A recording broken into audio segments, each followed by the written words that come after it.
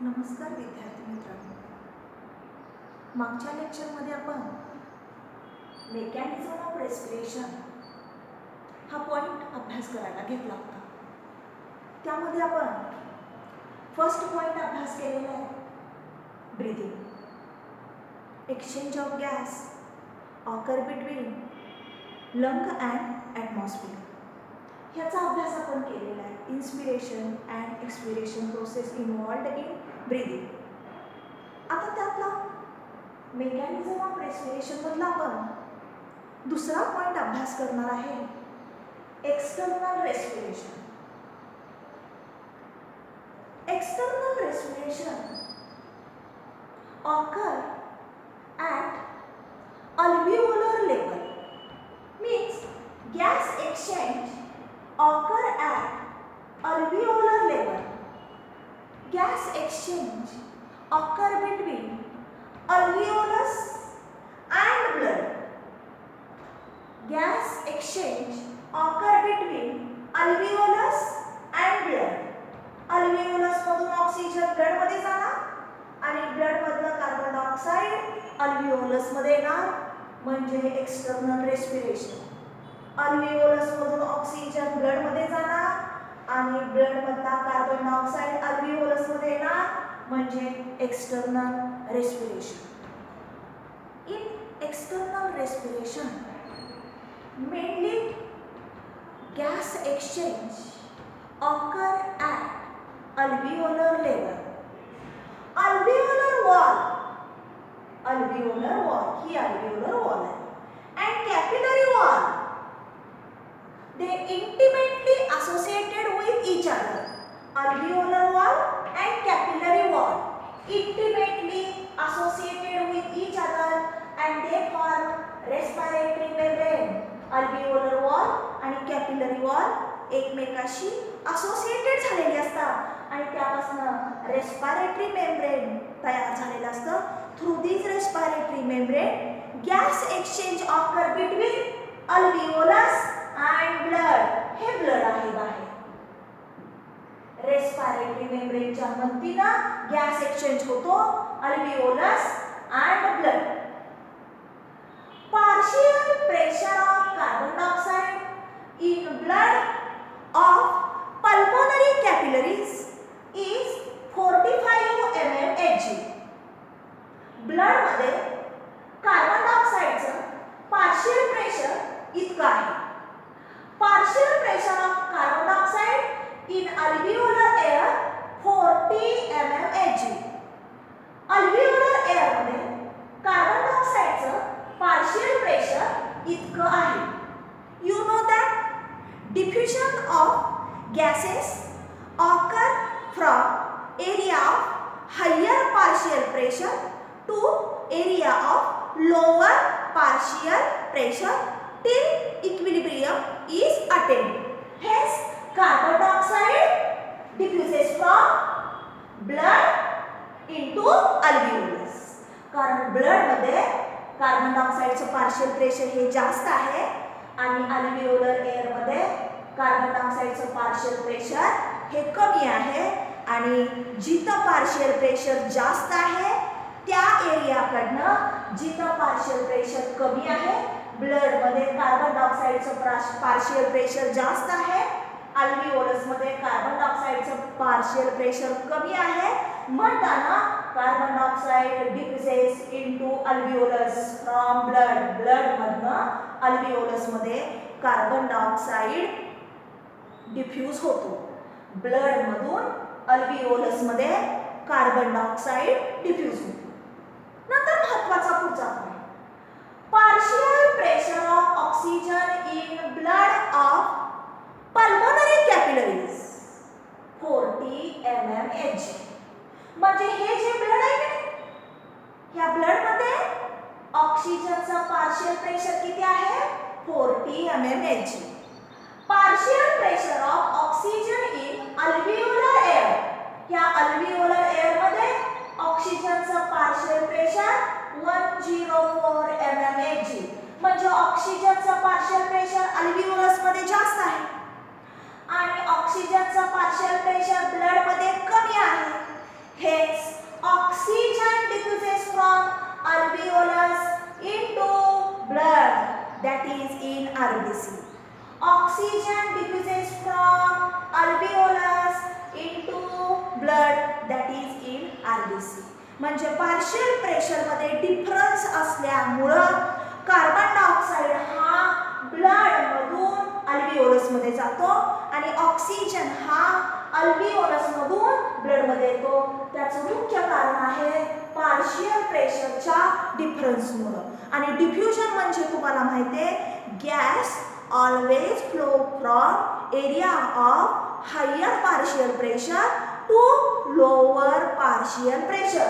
इथं partial pressure जास्त आहे, इथं पार्शियल प्रेशर कमी आहे, म्हणून ब्लड मधून अल्व्हिओलर एअर मध्ये कार्बन डायऑक्साइड येणार. इथं पार्शियल प्रेशर कमी आहे, इथं पार्शियल प्रेशर जास्त आहे, म्हणून अल्व्हिओलर एअर मधनं ब्लड मध्ये ऑक्सिजन हा डिफ्यूज होणार. हे झालं एक्सटर्नल रेस्पिरेशन.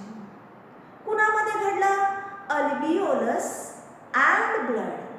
अल्व्हिओलस मधनं ऑक्सिजन ब्लड मध्ये जातो आणि ब्लड मधनं कार्बन डायऑक्साइड अल्व्हिओलस मध्ये येतो. हा मेन पॉइंट एक्सटर्नल रेस्पिरेशन मध्ये इन्क्लूड केलेला आहे. त्यातले हे सगळे महत्त्वाचे point partial pressure carbon dioxide blood मध्ये किती असतं, partial pressure of carbon dioxide alveolar मध्ये एअर मध्ये किती असतं, हे सगळे पॉइंट्स बरोबर समजून घ्यायचे. ही डायग्राम हे अल्व्हिओलस आहे, हा अल्व्हिओलस आहे, ही अल्व्हिओलर वॉल आहे, ही कॅपिलरी वॉल आहे, त्यामध्ये ब्लड आहे. हे ब्लड म्हणजे त्यामध्ये आरबीसी आहे. अल्व्हिओलस मधनं ऑक्सिजन आरबीसी मध्ये येतो, डिफ्यूज होतो आणि ब्लड मधनं कार्बन डायऑक्साइड अल्व्हिओलस मध्ये जातो. अशा प्रकारे एक्सटर्नल रेस्पिरेशन हे अल्व्हिओलस आणि ब्लड यांच्यामध्ये घडत असतं, म्हणजे अल्व्हिओलर लेवलला घडतं. आता मेकॅनिझम ऑफ रेस्पिरेशन मधला पहिला पॉइंट ब्रीदिंग, दुसरा पॉइंट एक्सटर्नल रेस्पिरेशन आपण आता बघितला, ब्रीदिंग मागच्या लेक्चरला बघितलेला आहे. आता तिसरा point internal respiration. It occur between blood and cells. It occur between blood and cells.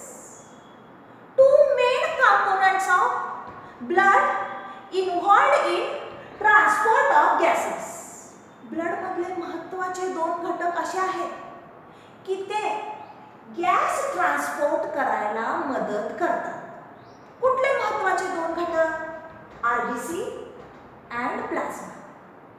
RBC आणि प्लाझ्मा गॅस ट्रान्सपोर्ट करायला मदत करतात.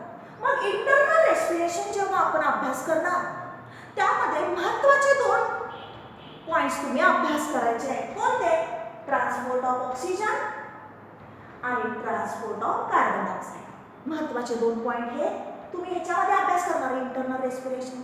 इंटरनल रेस्पिरेशन कुणामध्ये घडतंय? ब्लड आणि सेल. म्हणजे ब्लड मधनं ऑक्सिजन सेलमध्ये जाणार आणि सेल मधला कार्बन डायऑक्साइड ब्लड मध्ये येणार. पण ट्रान्सपोर्ट ऑफ ऑक्सिजन आपण पहिल्यांदा पॉइंट अभ्यास करू. 3%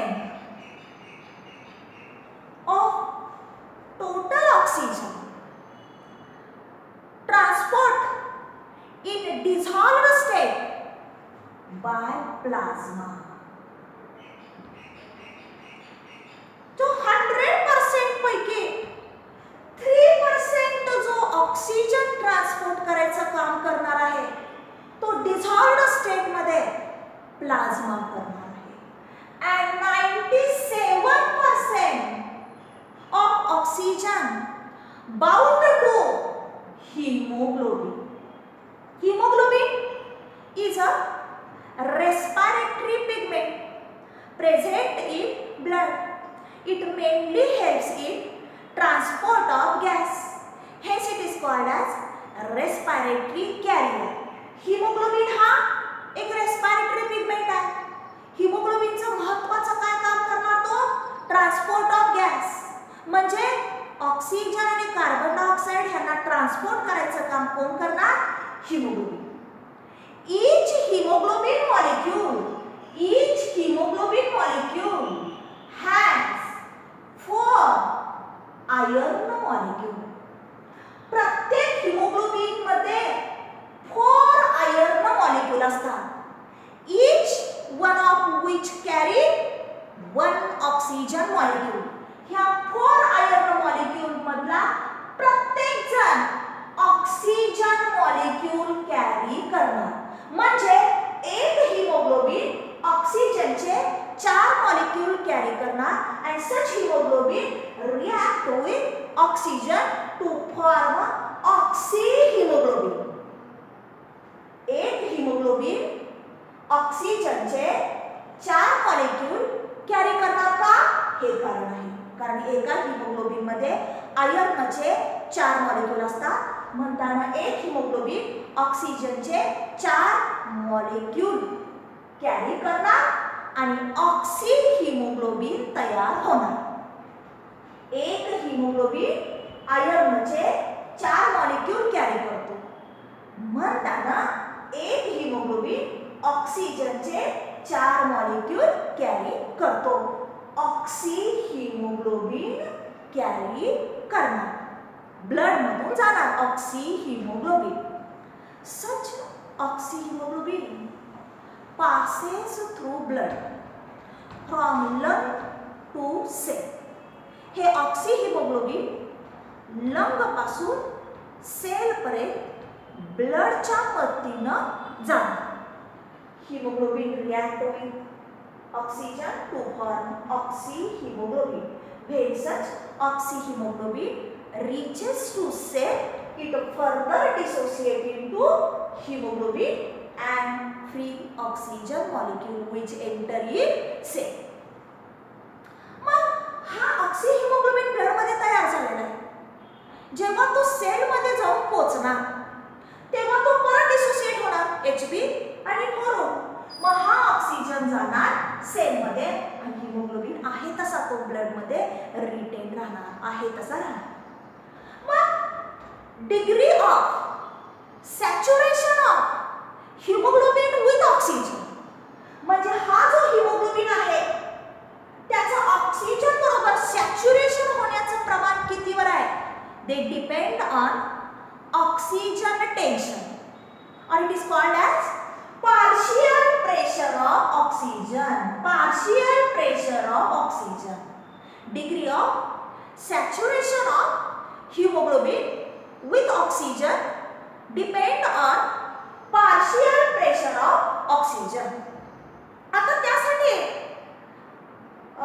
हिमोग्लोबिनचं सॅच्युरेशन किती होणार ऑक्सिजन बरोबर हे पाहण्यासाठी ऑक्सिहिमोग्लोबिन डिसोसिएशन कर्व आपण पहिल्यांदा अभ्यास करायचा आहे. हा कर्व काढत असताना y ऍक्सिस वर पर्सेंट सॅच्युरेशन ऑफ हिमोग्लोबिन आपण घेणार. y ऍक्सिस वर पर्सेंट सॅच्युरेशन ऑफ हिमोग्लोबिन आपण घेणार आणि x ऍक्सिस वर partial pressure of oxygen mmHg मध्ये आपण घेणार. हा x ऍक्सिस हा y ऍक्सिस. y ऍक्सिस वर काय घ्यायचं बघा पर्सेंट सॅच्युरेशन ऑफ हिमोग्लोबिन आणि x ऍक्सिस वर काय घ्यायचं partial pressure of oxygen mmHg.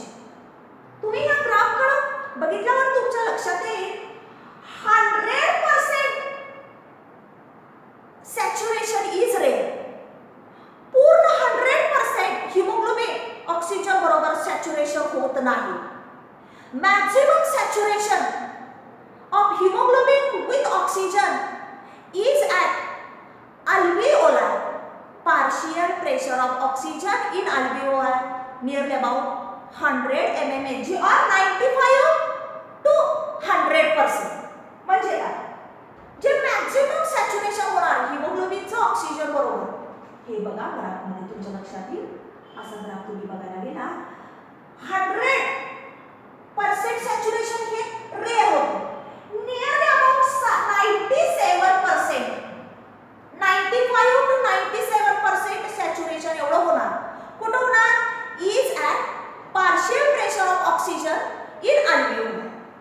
म्हणजे हे जास्तीत जास्त 100 mmHg असतो का नाही किंवा 97 mmHg एवढा जर असेल पार्शियल प्रेशर ऑफ ऑक्सिजन तर मॅक्झिमम सॅच्युरेशन ह्या हिमोग्लोबिनचं होणार. हे बघा 97% हिमोग्लोबिनचं सॅच्युरेशन कुठं झालेलं आहे, जेव्हा पार्शियल प्रेशर ऑफ ऑक्सिजन हे जास्त आहे. जर हिमोग्लोबिनचं सॅच्युरेशन हे कमी होणार, इकडं बघा चला, हे 40 आहे, 40 mmHg partial pressure of oxygen. हे बघा, हे इकडं saturation of haemoglobin with oxygen हे कमी आहे. म्हणजे saturation of haemoglobin with oxygen हे कशावर डिपेंड करतं? It is depend on oxygen tension. म्हणजे जर जास्त ऑक्सिजन असेल अल्व्हिओलामध्ये तर सॅच्युरेशन ऑफ हिमोग्लोबिन पण जास्त असणार. Maximum saturation nearly about 95 to 97% is at partial pressure of oxygen in alveoli. But such saturation of hemoglobin decreases. ह्या hemoglobinचं हे saturation decrease होतं when there is a drop in PPO2 partial pressure of oxygen. जर partial pressure of oxygen हे कमी झालं तर हिमोग्लोबिनचं saturation पण कमी होणार and this begins dissociation of HbO2. तेव्हा HbO2चं हे डिसोसिएशन होणार into Hb and oxygen. Saturation of haemoglobin decreases when there is a drop of partial pressure of oxygen in alveoli. And 30 mmHg. जर पार्शियल प्रेशर ऑफ ऑक्सिजन हा 30 mmHg असेल 50% of saturation is maintain. जर partial pressure of oxygen हा 30 mmHg असेल तर फक्त 50% saturation हे maintain केलं जातं. मग ऑक्सी हिमोग्लोबिन डिसोसिएशन कर्व म्हणजे काय, कसा बघा? The relationship between HbO2 saturation कुणाकुणाचं रिलेशन बघा. हिमोग्लोबिनचा ऑक्सिजन बरोबर होण्याचं saturation with oxygen tension. The relationship between HbO2 saturation with oxygen tension is called oxyhemoglobin dissociation curve. हा oxyhemoglobin dissociation curve. Such curve is sigmoid in shape. हा curve sigmoid असतो शेपला. Such curve shift towards right side. हा curve right साइडला shift होणार. कशामुळे? Due to increase H+ ion concentration, due to increase temperature, due to increase partial pressure of carbon dioxide and due to increase diphosphoglycerate 2,3-diphosphoglycerate which is formed in RBC during glycolysis. हा जो आपण curve काढलेला आहे हा sigmoid आहे. y axis वर काय घ्यायचं, x ऍक्सिस वर काय घ्यायचं हे आपण बघितलेलं आहे. हा कर्व सिग्मॉइड आहे आणि हा कर्व राईट साइडला शिफ्ट होणार. का? H+ आयनचं कॉन्सन्ट्रेशन वाढल्यामुळे, टेम्परेचर वाढल्यामुळे, partial pressure of carbon dioxide वाढल्यामुळे आणि डीपीची 2,3-डायफॉस्फोग्लिसरेट हे तयार झाल्यामुळे आरबीसी मध्ये हा जो कर्व आहे हा राईट साइडला शिफ्ट होणार. मग बोर इफेक्ट कशाला म्हणायचं बघा. Bohr effect. Bohr effect. Shift of oxyhemoglobin dissociation curve. हा जो कर्व आहे तो शिफ्ट होणार due to change in partial pressure of carbon dioxide in blood. PpCO2 जर बदलला ब्लड मधला तर हा जो कर्व आहे तो शिफ्ट होतो. This is called as Bohr effect. Bohr effect म्हणजे काय बघा. Shift of oxyhemoglobin dissociation curve due to change in partial pressure of carbon dioxide in blood म्हणजे बोर इफेक्ट. बोरनं सांगितलेला आहे तो, त्याला बोर इफेक्ट म्हणायचा. हाल्डेन इफेक्ट म्हणजे काय? हाल्डेन इफेक्ट म्हणजे काय? Oxyhemoglobin act as acid. हा जो ऑक्सिहिमोग्लोबिन तयार झालेला आहे, it act as acid and it decreases pH of blood.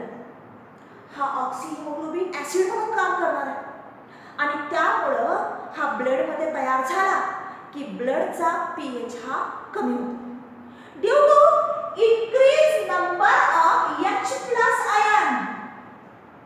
मी मगाशीच सांगितलं तुम्हाला H प्लस आयनचं कॉन्सन्ट्रेशन वाढल्यामुळं हा जो कर्व आहे हा राईट साईडला शिफ्ट झालाय. मग H प्लस आयनचं कॉन्सन्ट्रेशन, H प्लस आयनचे नंबर वाढल्यामुळं HCO3 minus converted into H2O and CO2. म्हणजे ह्याचा नंबर वाढल्यामुळं H2CO3 तयार होणार. मग H2CO3 डिसोसिएट होऊन H2O आणि CO2 तयार होणार. H प्लस आयन ह्याचा नंबर वाढल्यामुळं HCO3 मायनस पासून H2CO3 तयार होणार. ही दोघं कंबाईन होणार आणि HCO3 काय तयार करणार मग? H2O आणि CO2. In alveoli, partial pressure of oxygen is high and partial pressure of carbon dioxide is low. Hence, oxygen bound with hemoglobin. In tissue cell, partial pressure of oxygen is low and partial pressure of carbon dioxide is high. But hemoglobin does not hold much of oxygen. Such oxygen then diffuses into tissue cell. हा point झाला आपला. म्हणजे काय होते बघा, शेवटचा point अजून एकदा सांगते. पार्शियल प्रेशर ऑफ ऑक्सिजन अल्व्हिओलाई मध्ये जास्त असतं आणि partial pressure of carbon dioxide अल्व्हिओलाई मध्ये कमी असतं आणि तो ऑक्सिजन ब्लड मधल्या हिमोग्लोबिन बरोबर बाउंड होतो. जर तुम्ही टिश्यू सेल घेतला तर टिश्यू सेल मध्ये पार्शियल प्रेशर ऑफ ऑक्सिजन हे कमी असते आणि partial pressure of carbon dioxide हे जास्त असते. मग हिमोग्लोबिन जास्त प्रमाणात ऑक्सिजन होल्ड करू शकत नाही. मग तो ऑक्सिजन हिमोग्लोबिन पासून डिसोसिएट होतो आणि सच ऑक्सिजन डिफ्युजेस इनटू टिश्यू सेल. मग तो टिश्यू सेल मध्ये आला. म्हणजे हे इंटरनल रेस्पिरेशन झालेलं आहे, ऑक्सिजनचं ट्रान्सपोर्ट झालेलं आहे कुणामध्ये? ब्लड आणि सेल. हा पॉइंट झाला आपला इंटरनल रेस्पिरेशन. आता त्या आपल्या टॉपिक मध्ये पुढचा पॉइंट आहे कार्बन मोनॉक्साइड पॉइझनिंग. म्हणजे काय? Haemoglobin has more affinity to combine with carbon monoxide. Hemoglobin has more affinity, nearly about 250 times more, to combine with carbon monoxide than oxygen. म्हणजे या हिमोग्लोबिनची कार्बन मोनॉक्साइड बरोबर combine होण्याची ॲफिनिटी ही oxygen पेक्षा जास्त आहे 250 times. When hemoglobin combined with carbon monoxide, then there is a formation of carboxyhemoglobin in blood. जेव्हा hemoglobin carbon monoxide बरोबर react होतो तेव्हा कार्बॉक्सी हिमोग्लोबिन हा तयार होतो. Such carbon monoxide block hemoglobin. When carboxy hemoglobin is formed in blood, oxygen carrying capacity of hemoglobin decreases. Oxygen carrying capacity of hemoglobin or blood decreases. Thus, tissue cell suffer from starvation. जर हा carbon monoxide available झाला तर haemoglobin हा oxygen बरोबर combine होत नाही, तर तो कार्बन मोनॉक्साइड बरोबर कंबाईन होतो. कारण आणि ह्याची कार्बन मोनॉक्साईड बरोबर कंबाईन होण्याची ही ॲफिनिटी जास्त आहे, तो ऑक्सिजन बरोबर त्यावेळी कंबाईन होत नाही आणि कार्बॉक्सी हिमोग्लोबिन तयार होते. जेव्हा कार्बॉक्सी हिमोग्लोबिन तयार होते तेव्हा ब्लडची ऑक्सिजन कॅरिंग कॅपॅसिटी ही कमी होते. म्हणजे ऑक्सिजन हा टिश्यू सेलला मिळत नाही. ज्या अर्थी ऑक्सिजन हा टिश्यू सेलला मिळत नाही त्या अर्थी पुढचं ऑक्सिडेशन सेलमध्ये होणार नाही. And such tissue cell suffer from starvation. मग हे टिश्यू सेल स्टार्वेशन पासून सफर होतात, म्हणजे त्यांना एनर्जी तयार होत नाही. हा पॉइंट बघितला आपण, कार्बन मोनॉक्साईड पॉइझनिंग. अशा प्रकारे आज आपण मेकॅनिझम ऑफ रेस्पिरेशन मध्ये एक्सटर्नल रेस्पिरेशन अल्व्हिओलस आणि ब्लड मध्ये होतं आणि इंटरनल रेस्पिरेशन ब्लड आणि सेल मध्ये होतं. हे दोन पॉइंट अभ्यास केलेले आहेत. इंटरनल रेस्पिरेशन मध्ये हे दोन पॉइंट अभ्यास करायचे आहेत आपण, ट्रान्सपोर्ट ऑफ ऑक्सिजन आणि ट्रान्सपोर्ट ऑफ कार्बन डायऑक्साइड. मग ट्रान्सपोर्ट ऑफ ऑक्सिजन कसा होतो हे बघितलेलं आहे. 3% ऑक्सिजन ट्रान्सपोर्ट प्लाझ्मा करतो डिझॉल्व्ड स्टेट मध्ये आणि 97% हिमोग्लोबिनला बाउंड होऊन अशा प्रकारे तयार होतो. ऑक्सी हिमोग्लोबिन डिसोसिएशन कर्व म्हणजे काय हे बघितलं. Relationship between HbO2 saturation with oxygen tension is called as oxyhemoglobin dissociation curve. त्याचा शेप सिग्मॉइड आहे, तो राईट साइडला शिफ्ट झालेला आहे. बोय इफेक्ट म्हणजे काय, shift of oxyhemoglobin dissociation curve due to change in partial pressure of carbon dioxide in blood म्हणजे Bohr effect. Haldane effect म्हणजे बघितले. हे सगळे पॉइंट आपण आजच्या लेक्चरमध्ये अभ्यास केलेले आहेत. आता पुढच्या पॉइंटमध्ये हे पॉइंट जे राहिलेले आहेत लिहिलेले आहेत पण एक्सप्लेन केलेले आहेत ते पुढच्या लेक्चरमध्ये आपण डिस्क्राईब करू.